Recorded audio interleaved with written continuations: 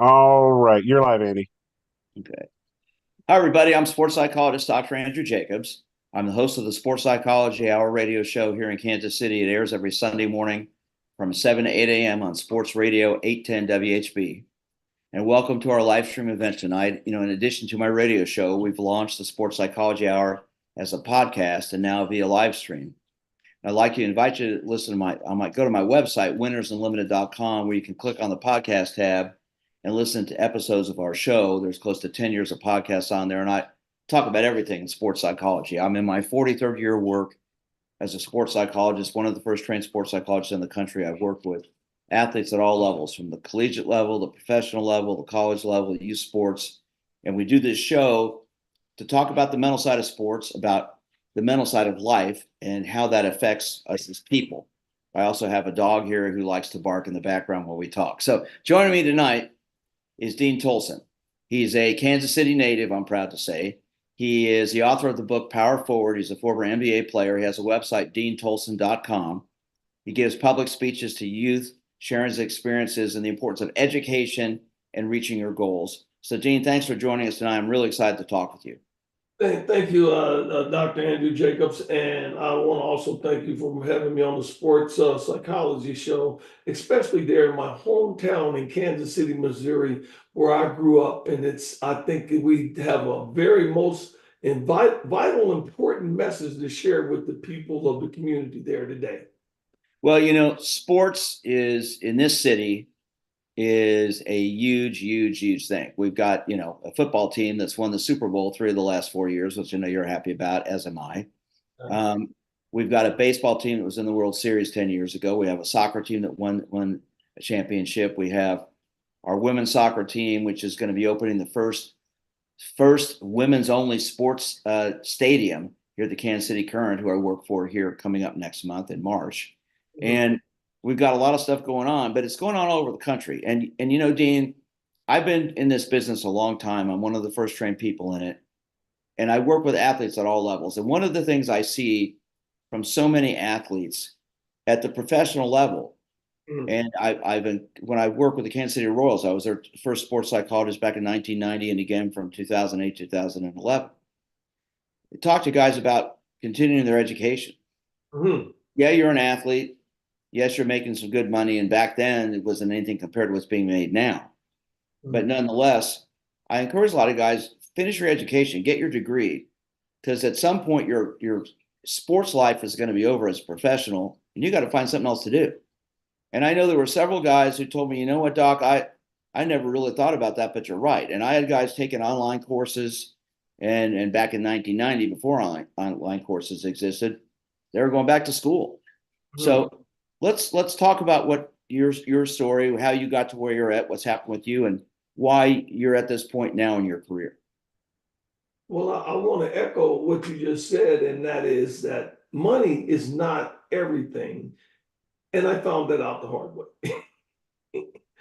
I had this dream and became the first NBA player to come out of the Kansas City, Missouri area. And achieving that, I know now I went at about it the wrong way.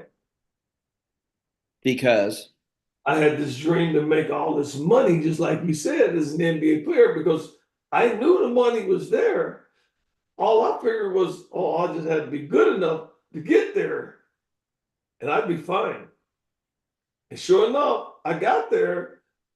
I was good enough, but I was not fine. and you played with Seattle for what, 80 games? Is that correct? For over 3 years? Is that right? 4 year period with in Seattle. I was cut for the fourth and final time. I drafted in 1974. I left the team November the 11th, 1978. And you played multiple places after that, Oh, right? absolutely. All over the world. Yeah. And it was enough to get you to survive, but back then the money wasn't that bad or that big. It was pretty small.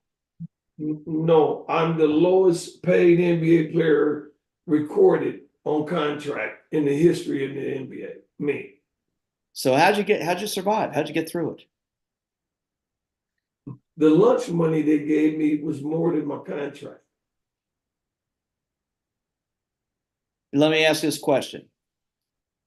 Back then, black players and white players weren't always treated the same. Well, there was a quota. They had to have so many white players on the team and so many black players because all the fans were white and they're paying the tickets.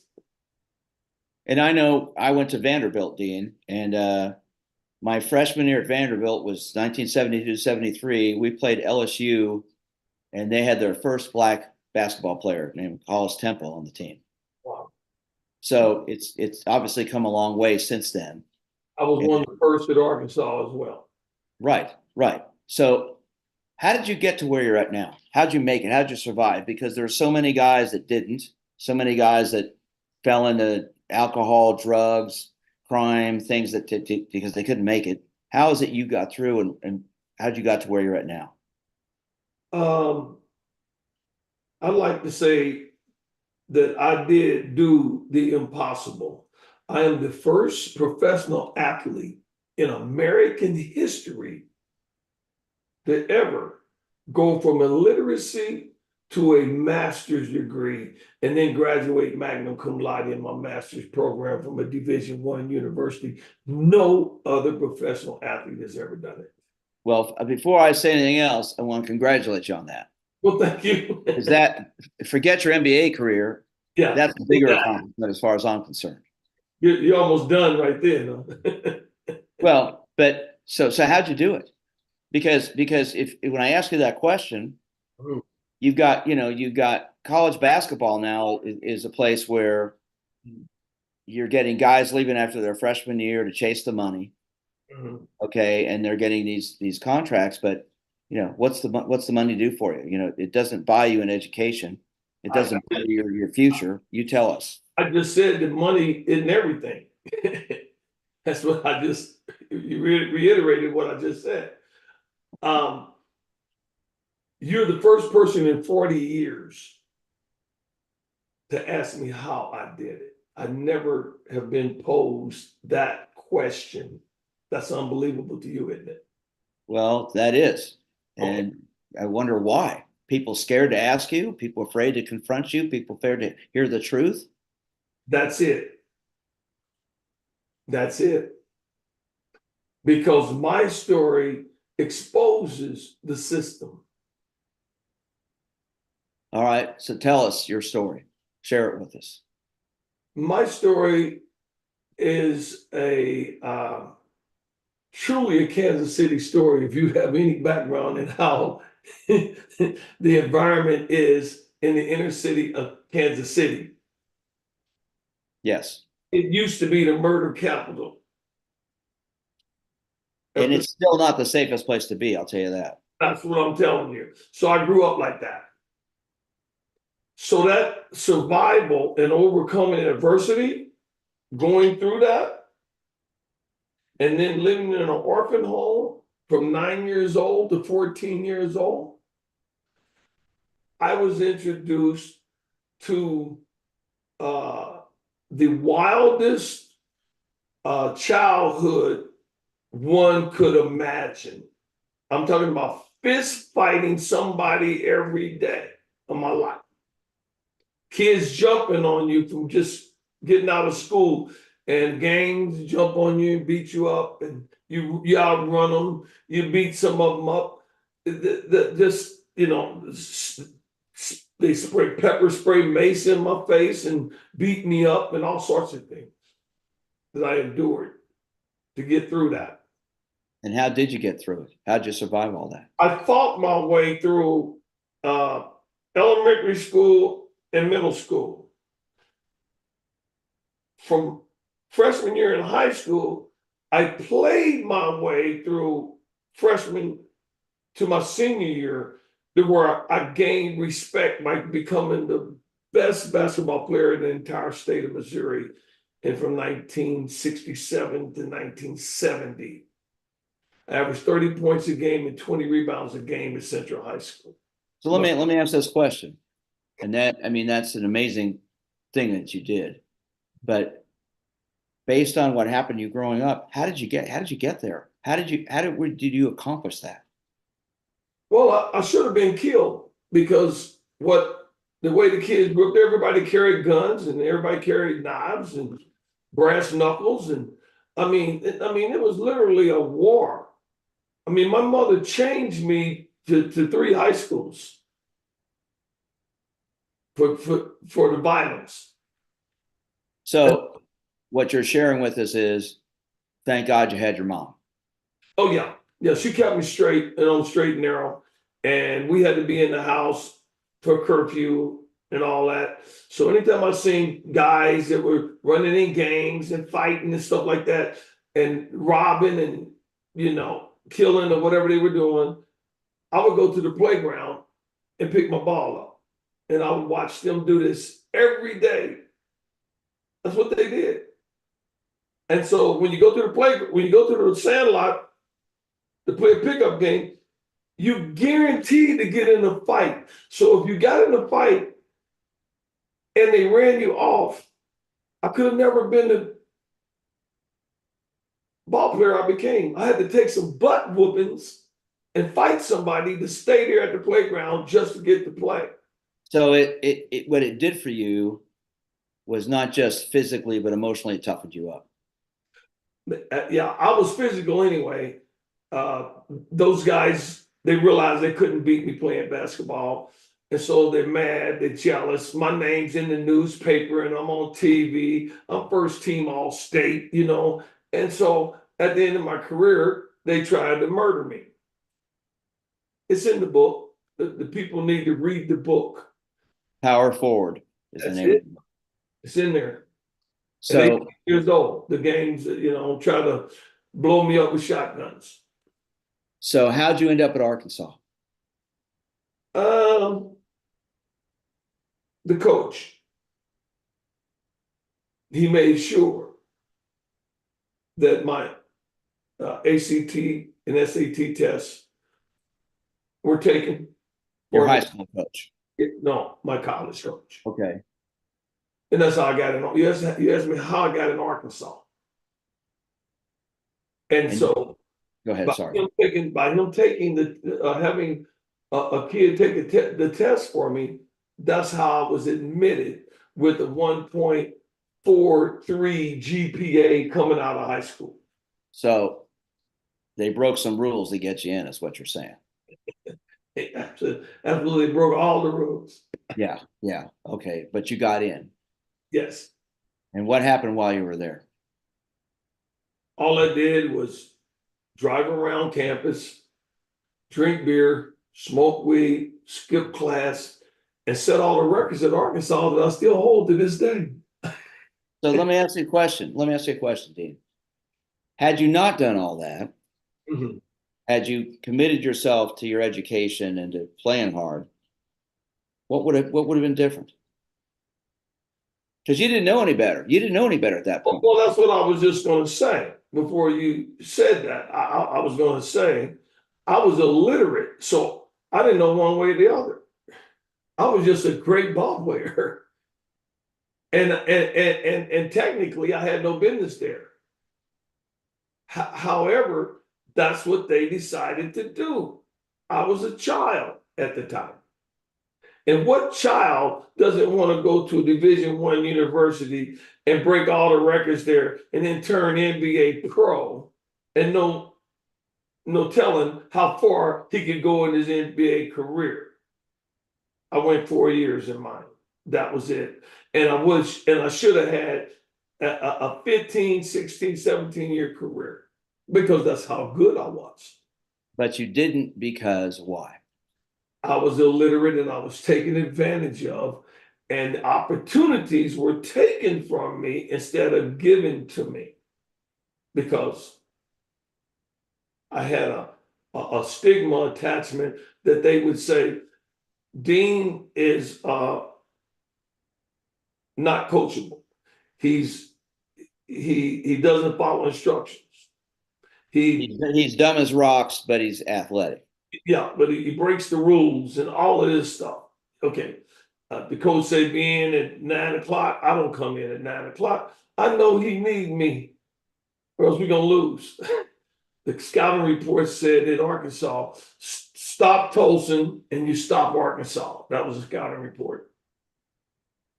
So you got out of Arkansas, you went to the Supersonics, played there, played in all over the world. Mhm. And when your career ended, where were you? I was at Athens, Greece, and I was coming home to visit my mom. I hadn't seen her for a couple of years, and she kept pressing me, "You gotta come and see me. I don't know where you at, if you're dead or alive or whatever, but I ain't talked to you in 2 or 3 years. Get here and see me." So I got there, and when I got there, she got my plane ticket and my passport and my contract from Athens, Greece, and she hid it in the attic. And I was ready to fly out and go back and play another year in Athens, Greece. And she did that because, Well, because she wanted to explain to me what she wanted me to take and do with my life.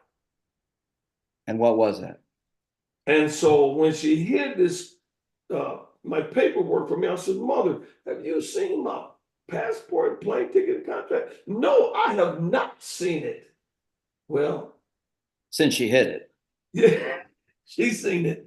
So after 2 or 3 days, she walks around there with her mouth poked out at me. She's mad at me. She finally goes up there and she gets the paperwork and she brings it down and she says, "Sit down here at this dining room table, boy."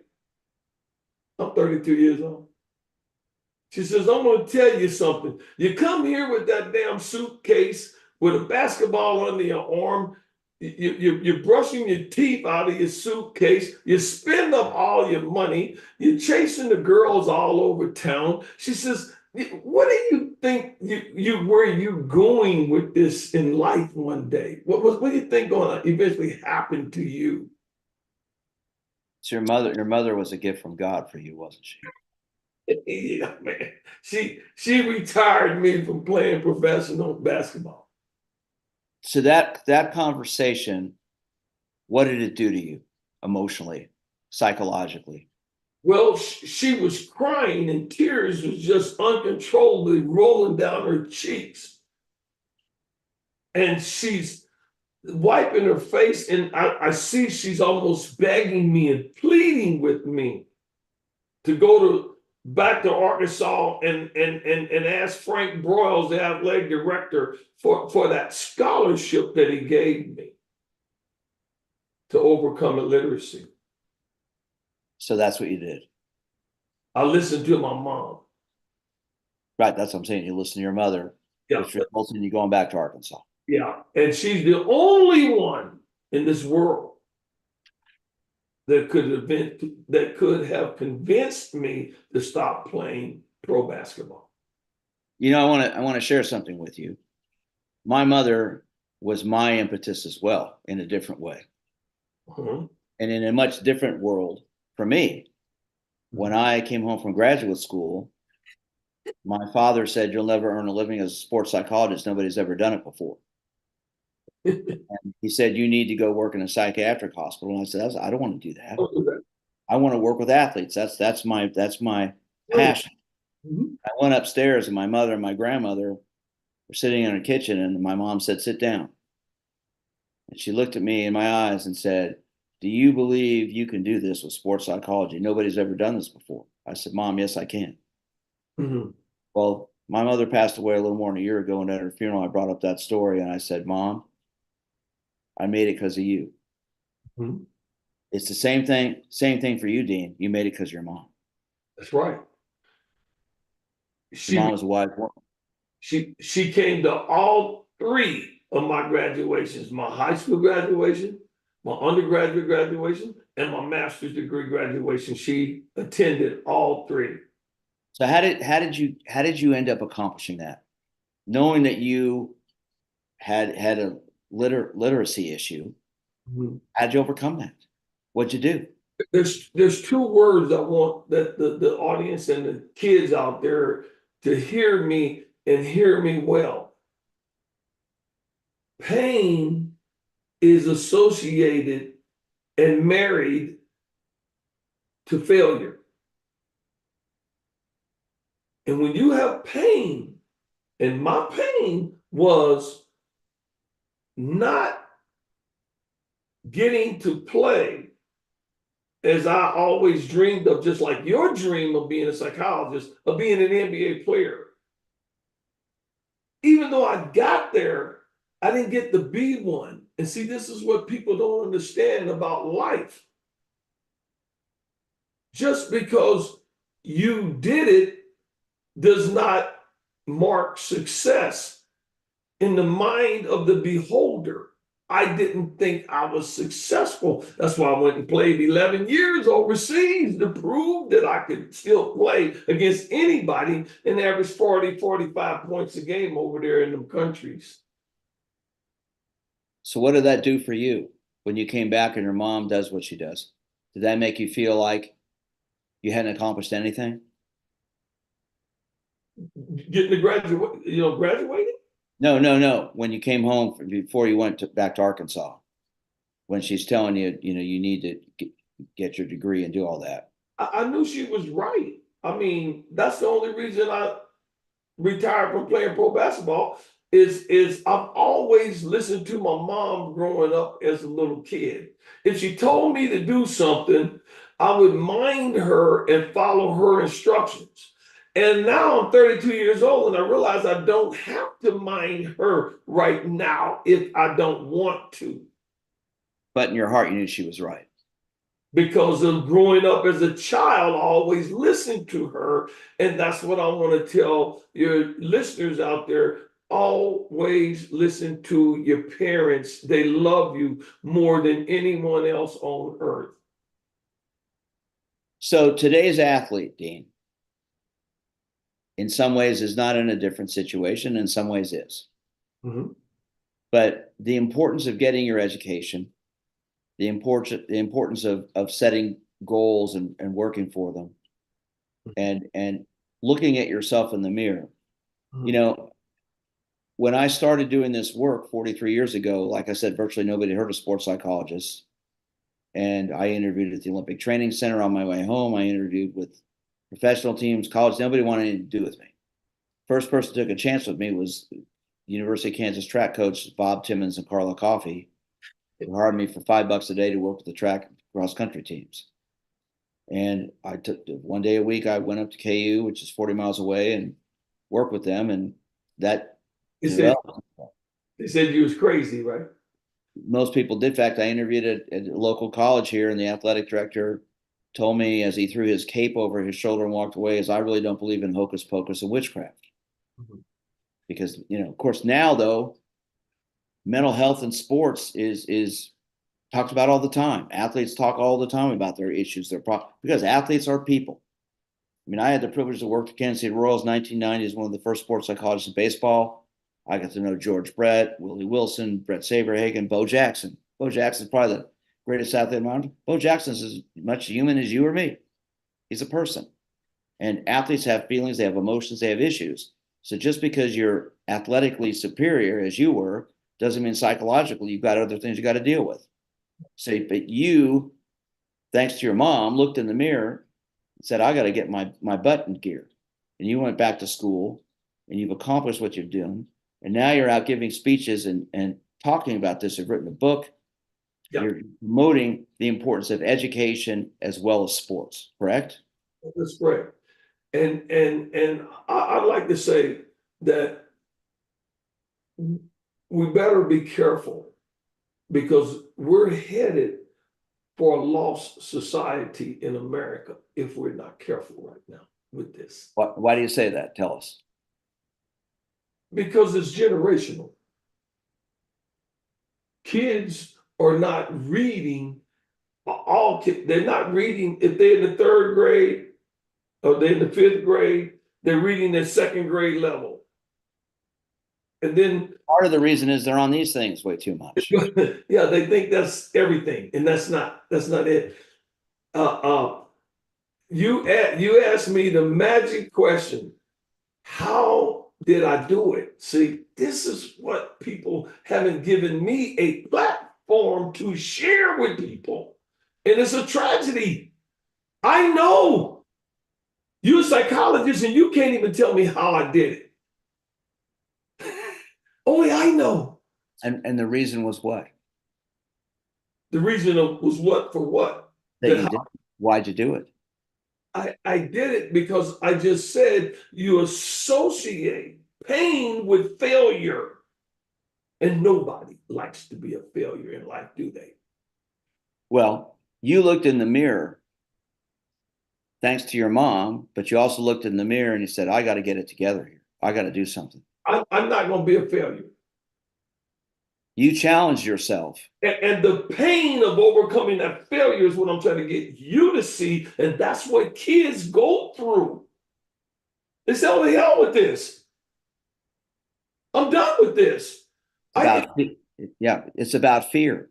Yeah, but the pain comes first, and then the failure. Then you fear like me. The fear came, well, man, like my mom said, I'm 32 years old. How long you think you're gonna play and continue to make, $40,000, $50,000 a year tax-free internationally overseas? How long do you think that's gonna last? So the fear of not having that also bolstered me in my decision of going back to the University of Arkansas. And I want you to know I went back there with 124 hours to graduate, and 80 hours of that 124 was F grades. So that means 44 hours were C's and D's. So it was like me starting all over again. And by the time I graduated, I had 208 hours going and 15 years on the University of Arkansas campus to get undergraduate and master's degree. So what changed in your heart and your soul that changed that for you, that made you, allowed you, challenged you to do that and accomplish it nonetheless? I wanted to show people that anybody can do this. I want to prove that. Why was that so important to show people that? I tried to show them that I was one of the best basketball players in America, but I didn't get to show them, did I? Why was that important? I still got records to this day to hold it. They're still there 52 years later. Nobody broke my records. Nobody broke my records. So if nobody broke my records, okay, that means that I still have my focus on graduating to prove that anyone can overcome illiteracy and become educated in life if they really want to be committed, apply themselves, and work that hard like I did. Before we wrap things up here, what would be, I think you just said it in a sense, but what would be the message or what would be the messages you want to give young people today, high school kids who are seeing athletics as their future, as their direction? In game. Say that. I'm gonna say it again. In game. And see it as their in game. That's what I. And where do you put education in your talks, the importance of it and the necessity of it for young people? It is the present, past, and future most important thing that a student can do in this world right now. They need to understand that, because education is not only about getting the education. The education is about finding who you are as an individual and a person. By me overcoming all that, I found out who I really am. And I am so successful now. I've written a best-selling memoir to prove it. So I co-authored a book called Just Let Them Play, guiding parents, coaches, and athletes through youth sports with the Kansas City Royals Hall of Fame pitcher Jeff Montgomery, USA Swimming Hall of Fame coach Peter Malone. Fourth chapter is entitled Embracing Failure Can Lead to Fun. I think that's the message you're sharing. Yeah. You failed. Pain. You failed, but it challenged you. It led to where you're at now. The pain. See, when you failed at becoming a professional athlete, especially in the NBA, you not only failed as an athlete, you failed in all other areas of your life. See? And so, it's not just the NBA, it could be anything. It could be anything. Doesn't matter. But that's your dream. You failed. So now what are you going to do about that? How are you going to recover from what happened to you? And what you did was you went in the direction of success, not the direction of failure. Right. But it felt like a punishment to me. I made 5 vows. I cry every night. Okay. Well, that was at first though, right? But it wasn't at the end. This is when I went back to get my undergraduate degree and not playing in the NBA anymore and not playing overseas anymore. I cry every night. I would pray to God for strength. Okay.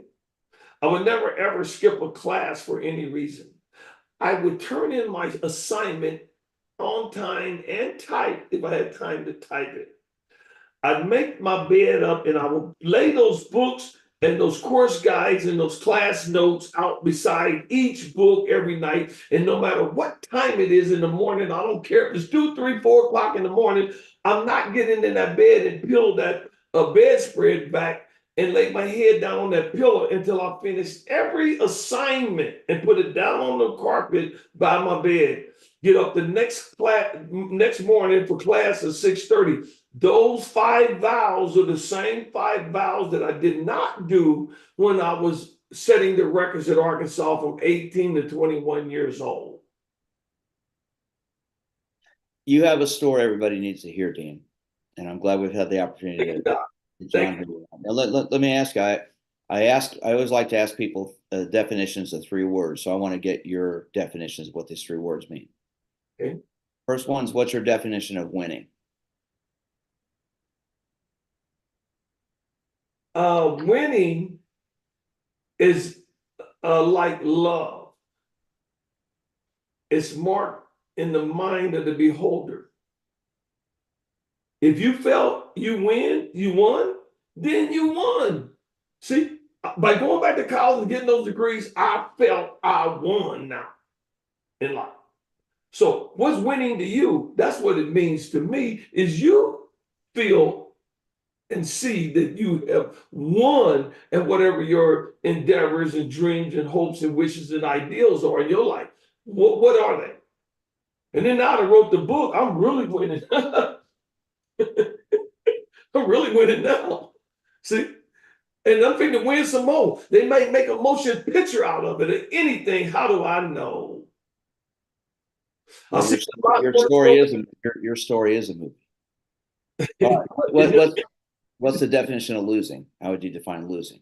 The definition of losing is almost the same. When you think you lost, then you lost. Now, here's what I did whenever I lost. If I lost a game in Arkansas, I would go reevaluate what I did the previous game, and then I'm going to be the first one in the gym and the last one to leave with the Kobe Bryant attitude, working on my game, getting ready for the next game where I don't care who I go up against, they're not stopping me that night. And you took that approach. That's losing. You asked me what losing means to me. That's what it meant to me, that I'm going to work harder. And speaking of that, I was able to transition that attitude from the basketball court to the classroom. Michael Jordan won 6 NBA championships. I won 1 NBA championship in the classroom at the University of Arkansas. Last definition. Self-confidence. What's it mean to you? Self-confidence is you don't let no one discourage you from doing anything that your heart is set on. It's just like you explained to me about your psychiatry. You were set on it. And nobody could change your mind from getting that done. And you did it. And that's what that self-confidence is about. Well, this has been a fascinating interview. You are an incredible person, Dean. I admire you immensely for what you've accomplished, how you've done it. I'm gonna get you on my weekly radio show as well because I want people to hear this. I got much more to offer, not just what we did in 30 minutes. There's plenty more to this psychologically, and you know that better than I do. So let me ask this question before we wrap things up. How can people reach you if they want to get a hold of you? DeanTolson.com is the best way to reach me. Okay. But they're welcome to email me as well. And that's DeanTolson20@gmail.com. Well, And I want to thank you. I want to thank you for being with us tonight. This has been fascinating. I know a lot of people are really going to love this, and just want to let people know if you've enjoyed our conversation with Dean tonight, go to my website, winnersunlimited.com, click on the podcast tab. You can listen to episodes of the show, connect with me, and find out more information how you can succeed in sports and life. That's winnersunlimited.com. Dean Tolson, my friend, thank you so much for being with us. thank you, Dr. Jacob. You have a wonderful rest of your evening. You too, sir. Okay.